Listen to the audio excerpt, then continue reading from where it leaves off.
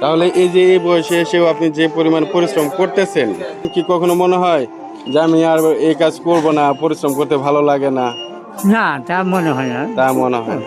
বয়সের ভার এই মুরব্বী চাচাকে দমিয়ে দিতে পারেনি। এখনো পর্যন্ত উনি ওনার জায়গা থেকে যে দায়িত্ব পালন করার কথা তার চাইতে অনেক বেশি দায়িত্ব পালন করে যাচ্ছে। গরু থেকে কয় কেজি দুধ হয়? 11 কেজি। 11 কেজি দুধ হয়। 11 কেজি দুধ বিক্রি করে আপনার সংসার চলে? জি, 11 সংসার জমি আবাদ করি। আর জমিন আবাদ করেন, জি। তাতে 11 কেজি দুধ আপনি আর আপনার মানে ওয়াইফ, মানে আমাদের চাচি, জি। ওনার দুজনের পিছনে তো 11 কেজি দুধের খরচ পুরোটাই লাগে না? না, তাহলে দুধ আজকে বাজার কেমন? বাজারে 100 টাকা। 100 টাকা। 100 টাকা প্রতি কেজি, তার মানে 11 কেজি দুধ 1100 টাকা। জি। একটা গরুর পিছনেও তো খরচ হয়। হ্যাঁ।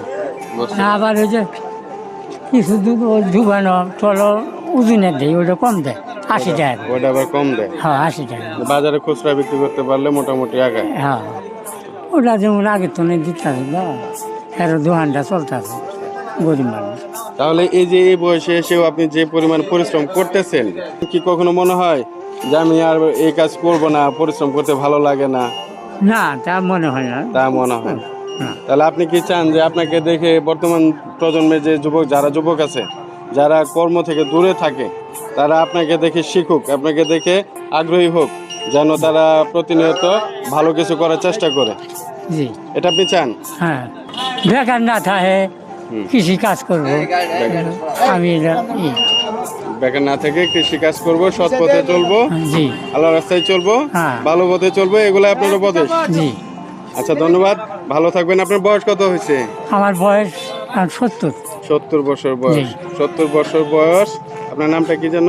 আমার নাম মোহাম্মদ ফজলুল হক। মোহাম্মদ ফজলুল হক। এই এলাকার নামটা?